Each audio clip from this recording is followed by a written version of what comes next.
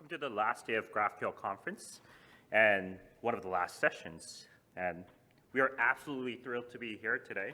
And thank you all for attending this session. I know it's a little bit less number of people than I expected because it's the last day, but still, we have a good content to cover.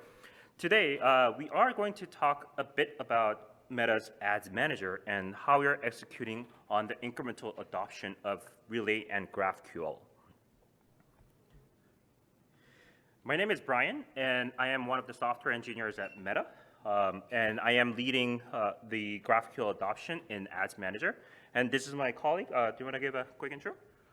Hello, everyone. My name is Yuanchao. I'm also a software engineer at Meta. I work on driving the Relay adoption in Ads Manager.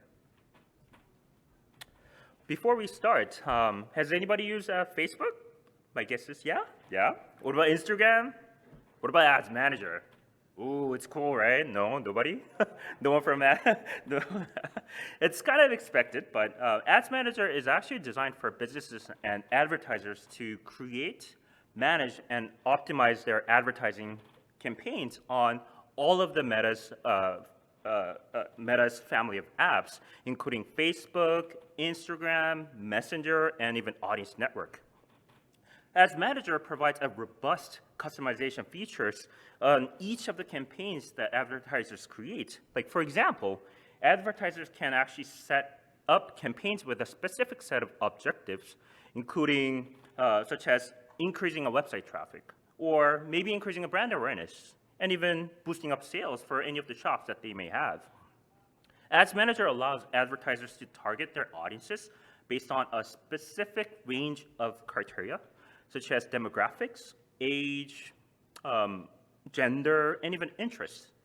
It even allows them to customize any ad creative, including images and videos, and even placement of ads. It is where advertisers set their daily and lifetime budgets for their ads, monitor, and maximize performance of ads campaigns through our data-driven strategies and campaign management. Ads Manager is, in fact, one of the most essential applications for any of the businesses or advertisers to reach and engage with their audience on Meta family of platforms. With such a vast amount of features that Ads Manager provides, Ads Manager is one of the largest code base at Meta. Ads Manager is, in fact, powered through thousands and thousands of selectors, which are essentially a state of function. It's the state that derives data from the server or other selectors. We internally call these selectors, cloud of selectors, a selector spaghetti, because it makes it so damn hard to actually go through the code and find out where the data is coming from and how that data is even formed. As note, these selectors are updated and used by hundreds and thousands of engineers within Ads org on a daily basis. Another unique aspect of Ads Manager is its dynamic surface. Instead of individual components and individual surface relying on independent data source, many surfaces rely on each other, and it also relies on interconnected data. Let me give you an example. For example, we have a simple user interface to duplicate a campaign. From a user's perspective, it's a matter of a click, but underneath the hood, what really happens is that we need to fetch the entire campaign object along with all the dependent data, such as creative, objective, and even budget information. These data is actually used to validate and make the duplication flow successful. And do note, this exact same object is what powers other surfaces, including where advertisers come to manage their ads or edit their ads, and even when they want to create a report out of their ads. Ads Manager is also very unique in a way where it powers the entire creation and management of most of the ads that's happening in Meta, and hence any downtime in this application is what's gonna impact on our revenue. This uniqueness is where our organization is very, very risk averse. And this is where developers have to be really careful about how they make changes and how they deploy things. With these unique characteristics in mind, there are a few problems that exist. One of the problems is that ads organization consists of like I said, hundreds of teams and thousands of engineers. The complexity of our code base is what makes it really hard for them to understand what are the standard way of building new features. And what this means is that it ends up making developers to create their own set of unique ways, also known as hacks, tech debts, to just enable new features and enable fast iteration. This further exacerbates the situations because there's other people who are maintaining the code. It could be the same developers, but this is when they come in and look at this mess and trying to figure out what's going on, but it's so confusing. Ads Manager also consists of multiple million lines of code. And when I say that, like, this is one of the largest code base within entire Meta. So in that case, what's more surprising is this is the code base that doubles every 3 years with a reduced number of maintainers due to regular attrition. But another fact is that a sizable portion of outages actually come from how we fetch the data, and potentially even from breaking changes that are introduced from the server. As a result, Meta ends up losing revenue and the quality that can hurt our relationship with advertisers and lose advertisers' trust. So we look to address some of these core problems that we identified by adopting Relay and GraphQL. Obviously, Relay and GraphQL is not the brave new world of solving that's going to solve everything. But what we expected is the nature at which GraphQL provides.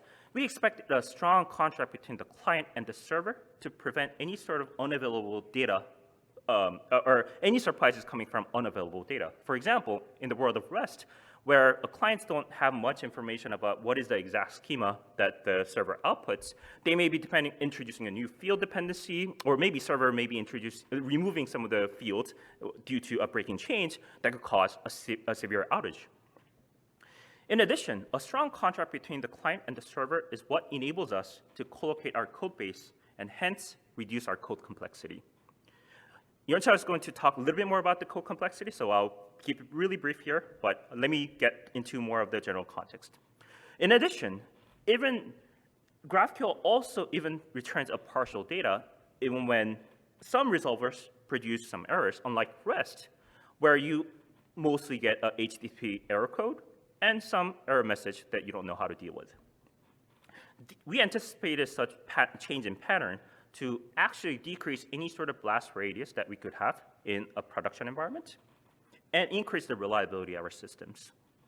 Also, as GraphQL strictly prohibits any sort of breaking changes from the infra level, this is where we expected a reduction or complete elimination of surprises that come from breaking changes. As GraphQL can also remove the necessity of calling multiple APIs to fetch the data to render a component or even surface, this is where we look to utilize GraphQL to optimize how and when we fetch the data so that we can optimize end-to-end performance. We also expected operational benefits because GraphQL from the infra level provides a good visibility into not just the query level, but more so at a field level so that we can better optimize our operation based on whatever field outage that we may have. Now, I'll pass the mic over to Yuanchao, who's going to talk a bit more in details about the technicality around how we're executing incremental adoption of Relay and GraphQL and why. Thank you, Brian. Now let me walk you through our journey of moving Ads Manager over to Relay and GraphQL. Let's first dive a bit into the landscape before our GraphQL adoption. Ads Manager uses Flux, which is more like an architectural pattern that helps us manage client state and also data retrieval while we leverage REST API as our backend. We usually have those very complex root containers that handle the data fetching through the selector spaghetti that would eventually hit one or multiple Flux stores that would retrieve data from backend through REST APIs. And then the root container would then just pass this data down through prop drilling. So we ended up with unclear data dependency, and also we have these super complex root containers that are very hard to maintain in the long run. Also, you can see that we have some lower level containers that can still trigger data fetching from random places. And this would just lead to network requests to run in serial waterfall. And we all know this could be pretty bad for web performance. Now, let's look at the final status that we want to reach. Of course, we want to move our backend over to GraphQL. And we want to use GraphQL schema as a clear contract between our client and our server. Also, with Relay, a really nice thing we can do is to actually collocate the data into each component that actually depend on it. So we should no longer have these very complex root containers, and we should also have a very clear data dependency for each individual component. Also, the overall complexity should get reduced a lot by just distributing this complexity into each individual component. We could still use these hooks in place of the selectors for all the business logics that we have on top of the raw server data.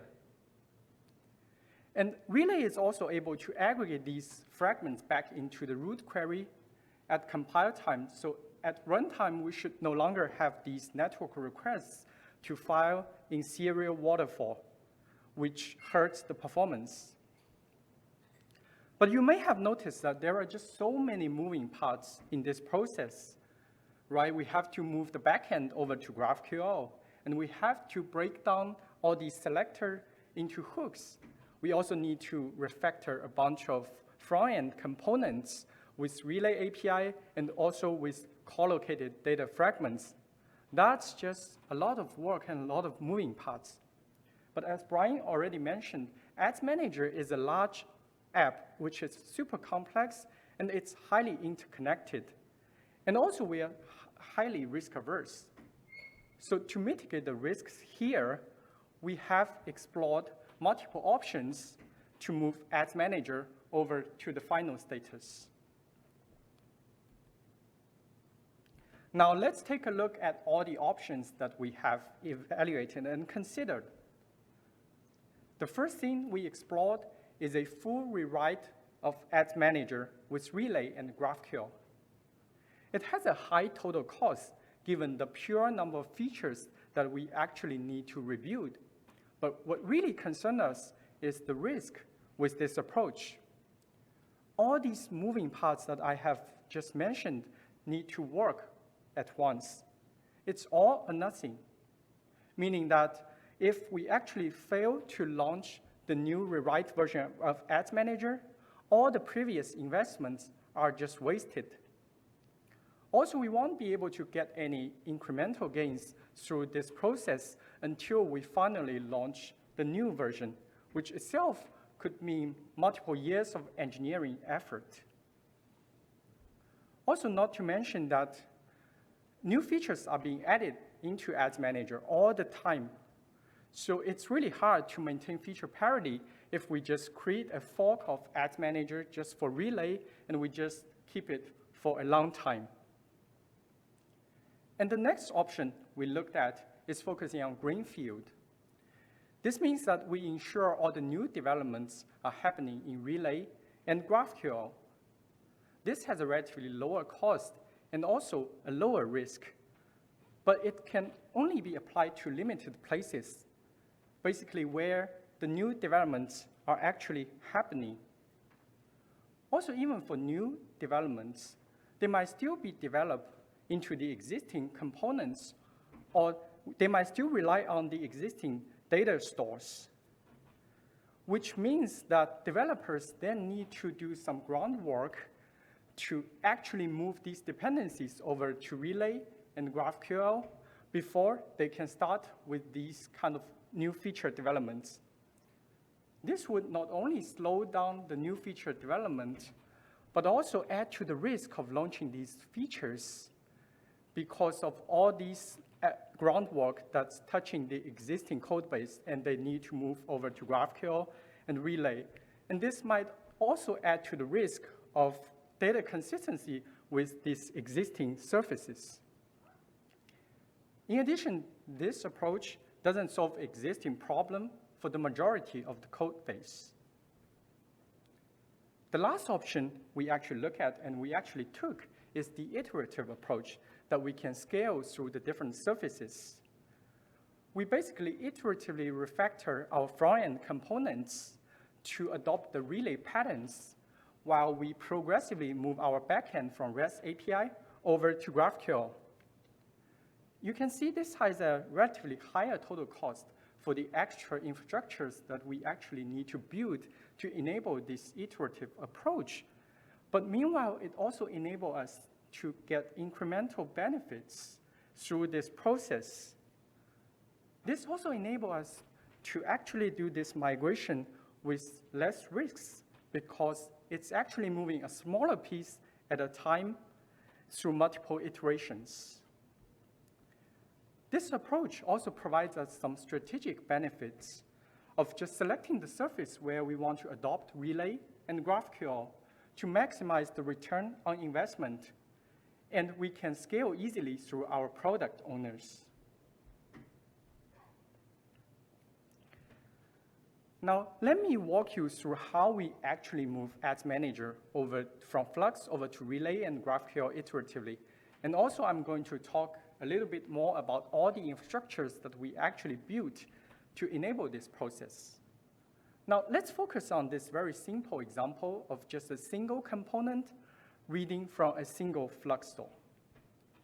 So firstly, we worked with the Relay team to build something called live resolvers that allow us to create client-defined GraphQL resolvers that would allow us to stitch in any existing client state into Relay's GraphQL fragments. And more specifically for our migration, we leverage these live resolvers to expose the existing data stores that still are powered by REST API into Relay's GraphQL fragments. This actually enables us to start migrating all these front-end components to Relay with data collocation and data fragmentization, while the data still actually come from Flux store and non-GraphQL server. In other words, we can now strategically allocate our resource onto any selected area and actually parallelize the work to move these front-end components to Relay patterns and also the REST API to GraphQL. We can also progressively clean up these selected spaghetti while we are still working on completing and validating our GraphQL server schema. Okay, these live resolvers look great. So are we done? Not really, because we don't want to be stuck with this live resolver stage forever. We do want to move our backend over to the GraphQL server to get the full benefits of these GraphQL infrastructures, such as strong contract, as well as all the reliability gains from data collocation, and also like returning partial data when error does happen on the server side. We built a Flux on interface like as a wrapper around the Relay store. This actually enables the path to GraphQL server as the source of truth by allowing us to validate all the data consistencies at the user end. This also enables us to support both the Relay consumers as well as the Flux consumers that might still be around for quite a while. Now, the very last step is to clean up these live resolvers as well as these Flux on Relay store layer for the places that we have already migrated. So we can just let them use Relay API with GraphQL server schema directly, which is actually the final status that we want to reach. Meanwhile, we can continue to support these Flux on Relay layer to serve the legacy Flux consumers that might still be around for a while we actually converge on Relay store and GraphQL server data as the single source of truth across the entire application. So this is just focusing on a single store example, but we could just apply the same technique everywhere, and this would just allow us to move Ads Manager over to Relay and GraphQL, which is our end state, with reduced risk and also incremental gains along this entire journey. Now, let me pass this back to Bryan to talk about the journey of moving our backend from REST API over to GraphQL. Thank you, Yuanchao.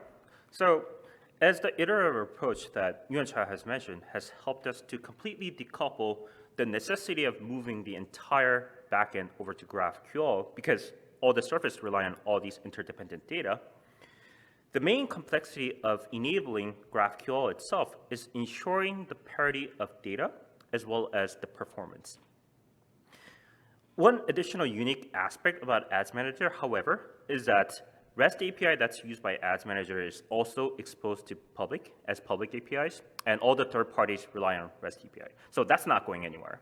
So what this means is that as Ads Manager is continuously progressing towards adopting Relay and GraphQL, we still need to support REST API for the foreseeable future. So how do you do this?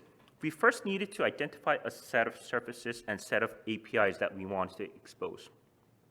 This is highly, highly strategic, and we need to prioritize the right set of APIs based on not just the progression that we're making from the client side to adopt Relay, but also look at a set of APIs that is used throughout the entire apps holistically to prioritize the right set of APIs that we want to migrate to maximize the impact of the work. So once we identified those APIs, what we did is we collocate all these business logic underneath the API layer so that both REST API and GraphQL can rely on the same business logic. This means that GraphQL and REST API simply becomes a representation layer where we pick and choose what type of data that we want to expose in each of the platforms. This way, this ensures the minimization of any sort of data discrepancy that we could have, and any sort of divergences that we could have, given that we have two platforms to support, and if there's a duplication of code, it's going to be really hard to maintain. At this point, we now have a GraphQL schema. But as I mentioned, we need to ensure the performance and the parity. So what we have done is we have executed on a vast amount of shadow validation by actually intercepting a prod traffic of all these REST APIs, transforming that into a GraphQL queries, and comparing the outputs as well as the performance. At this point, like I said, the Ads Manager is still utilizing REST API, and REST API is still source of truth. But we are continuously making a progression on Relay adoption with all the technology and infrastructure that Yuanchao has mentioned. After the verification of the quality, and only after we confirm 4 nines and 5 nines of accuracy, this is when we started shifting the traffic over from REST API to GraphQL, and GraphQL essentially becomes the source of truth. There, we enabled the iterative and decoupled way of adopting Relay and GraphQL from the server and the client. So what now? Are we done? Unfortunately, the question to that is no, because there's obviously technical challenges that we need to solve to enable this, but there's also organizational and strategical challenges that we face as we adopt an iterative approach.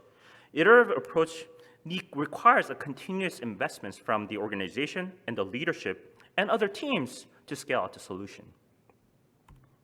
To do so, we had to come up with the right business strategy of how we want to scale this solution. Not only that, we needed to continuously build a foundational capabilities to enable the usage of GraphQL and Relay in Ads Manager, we also needed to showcase the feasibility and address any sort of gaps as we go on. And as we introduce this new world of Relay and GraphQL and standardizing a way to build new features, developers are now put into a situation where they have to deal with a legacy code of Flow and REST, as well as the brave new world that we're trying to implement, which is the REST and GraphQL. So what this means is that we need to build the right linters and update processes, as well as educate them to route those traffic over to REST and GraphQL. And plus, we also needed to reduce the cost of migration continuously and the usage of this by updating existing tooling, generating codegens, and also removing some of the code that we have to write for just the migration. What this really helps is that when we approach other teams and ask them to move them over to Relay and GraphQL, we are minimizing the amount of friction that we may have when we are approaching those teams. But the good news with incremental approach is that this approach enables us to get the benefit progressively. Every new feature that we enable, every new surfaces that we start governing, this is where we are actually materializing the benefits and the impact that we have made by adopting Relay and GraphQL in a prod traffic, in a prod data. And these data is what we used to get buy-ins from the leadership, other teams, and prioritizing all these work on other people's roadmap, other teams' roadmap, and essentially scaling out the solution across the entire ads manager. So that's all we have for today, and thank you all for listening. My name is Bryan, and my name is Yuanchao. Thank you.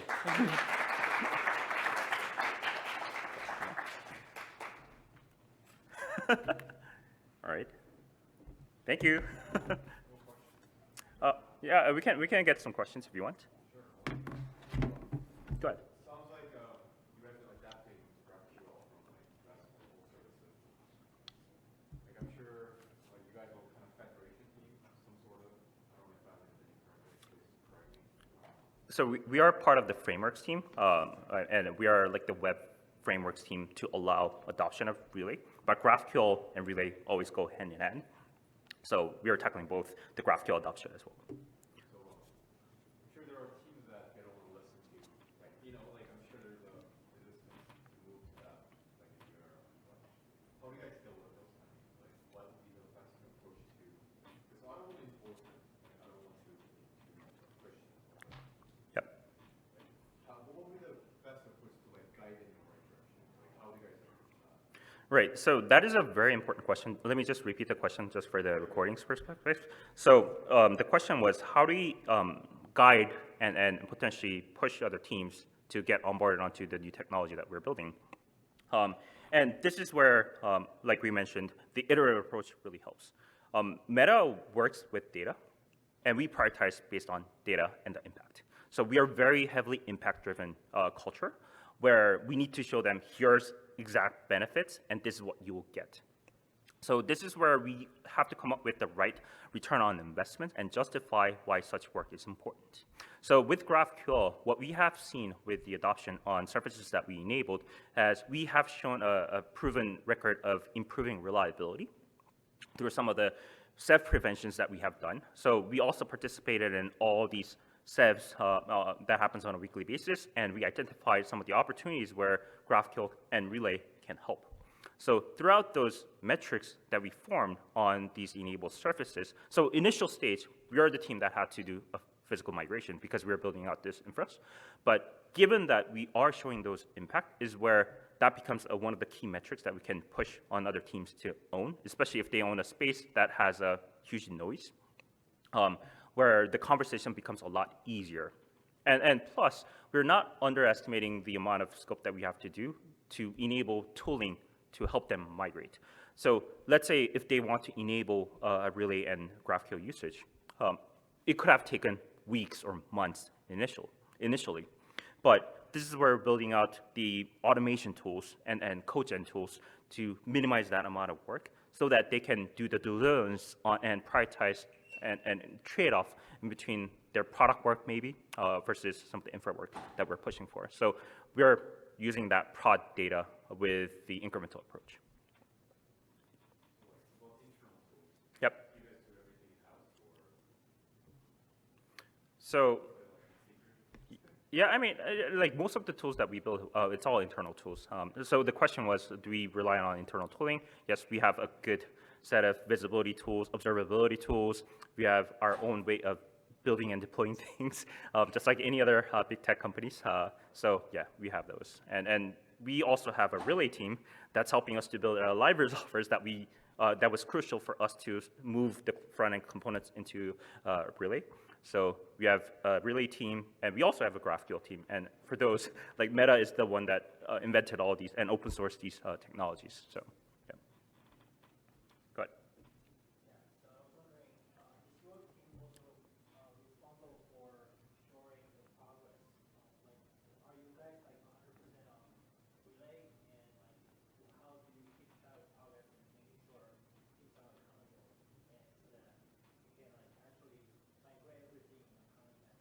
Right. So we are at the stage where we are kind of forming the right mechanisms around this. I don't know how much I can expose this, but there's obviously the bottoms-up approach and the top-down approach.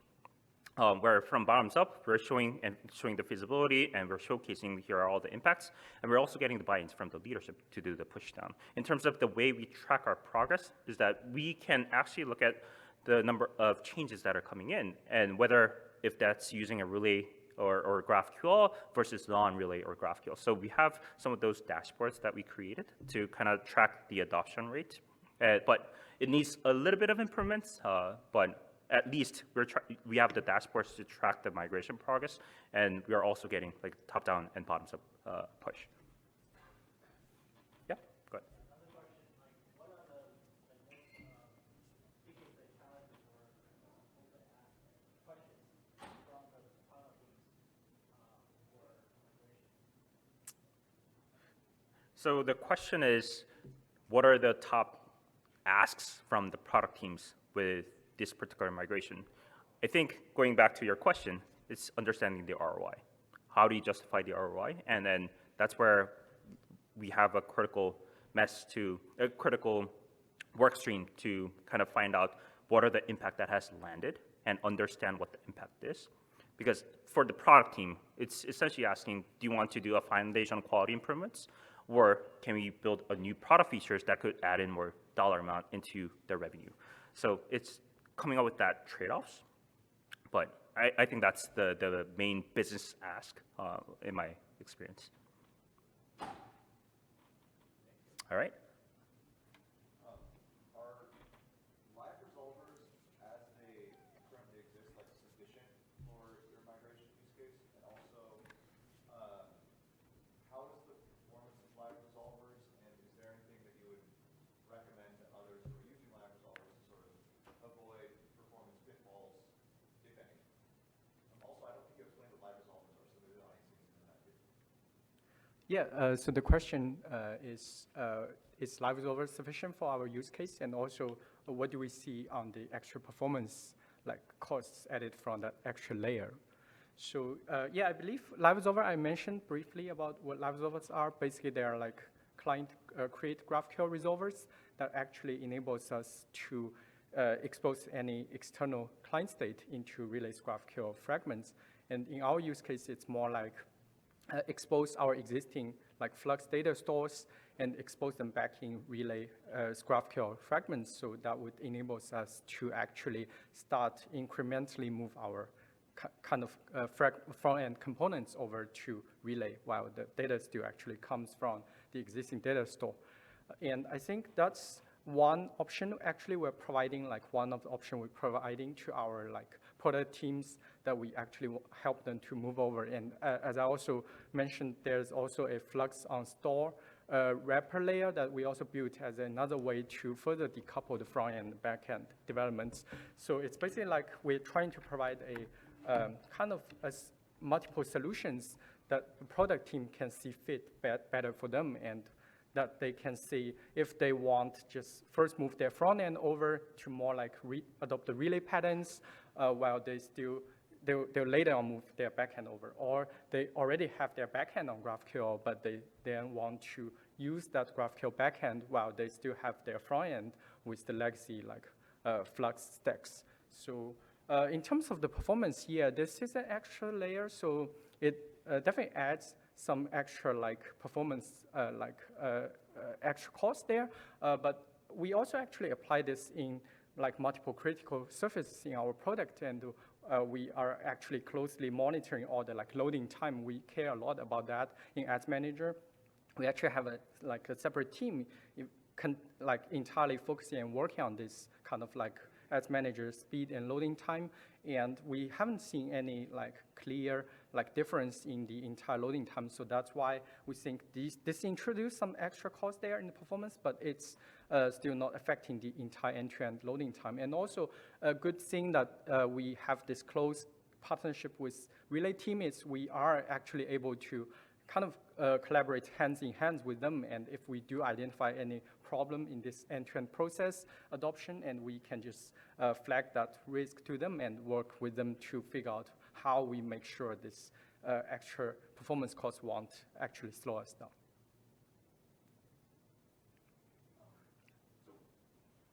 I would imagine that Flux store is less granular than the relay store is. So this might cause a lot of recalculations of live resolvers. Is there anything that you all did to prevent live resolvers or resolvers, like y'all or the relay team, getting recalculated excessively? Is there any Yeah, that's a great question. Actually, that's something we currently are looking into. Like right now, most of the time, Flux store, we might over-notify the live resolvers, and even on the relay side, even if, let's say, the state actually is the same, but we might notify the live resolvers to even try to evaluate and then to recalculate. And then they realize, oh, it's actually the same state. But we're actually currently looking into whether it's possible to do some like eager evaluation from our Flux side. And also we have some extra middle layer I haven't covered in the talk, but that's sitting between the live resolver and our Flux stores. It's kind of like an abstraction layer that handles all the subscription, and also we can do something even more fancy, like let's make sure we check if the state changed, and then we decide whether we notify live resolver and relay downstream. So that could even like further improve the overall like performance. And I think, that's something right now we're actually looking into. Did you already adopt to React server component, or do you have a plan instead of still room for the relay and GraphQL? Can you repeat your question? No. Do you have any plans to adopt React server component? And is there still room for the relay still have the product? If I understand your question correctly, you're asking whether we plan to adopt relay in some other component? Oh, server component. I see. I got the question.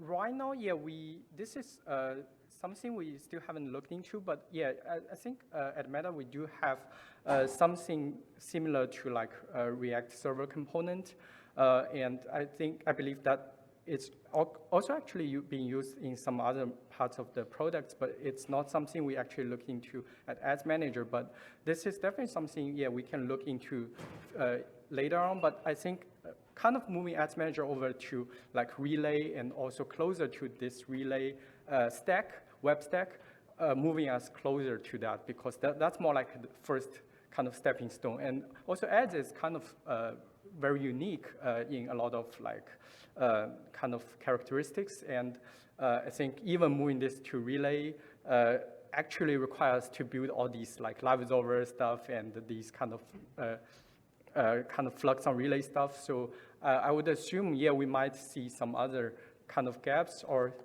new features that we might need to, even when we actually move to enable this like React server component in Ads Manager. And the other thing we definitely need to look into is the back to the same question, what's the kind of return on this investment? Does this bring us some, either it's end-to-end loading time performance gain, or like what kind of benefits it might bring us? So this would also be a thing we need to look into before we actually kind of look at whether we plan to support this future. But that's definitely one of the kind of possibility as we move our Ads Manager stack closer to this entire like relay or web dev stack.